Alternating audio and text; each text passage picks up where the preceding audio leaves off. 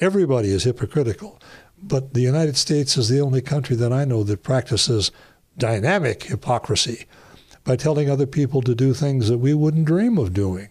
Former U.S. Ambassador Edward Peck identifies with critics of U.S. foreign policy. This week, the U.S. was put in the spotlight for its unabashed support of Israel, despite settlement building, and the hypocrisy of assassination drone attacks in areas of Pakistan and potentially parts of sub-Saharan Africa. A lot of people believe that doing what we're doing leads to success for the nation.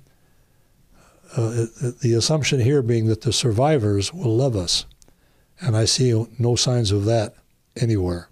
Noted author and researcher Noam Chomsky made deeply critical statements about U.S. foreign policy this week in an interview with an internationally recognized news network. Chomsky, known for exposing many hypocritical policies of the U.S., describes the U.S. drone war as an assassination campaign.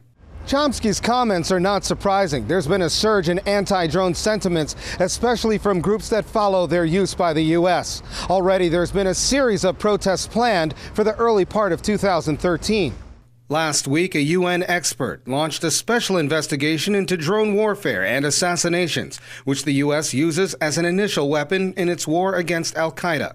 But not all killings are clean hits. The U.S. is accused of killing many innocents. Pakistan is one of 3 countries behind the investigation that some experts believe will not lead to a resolution.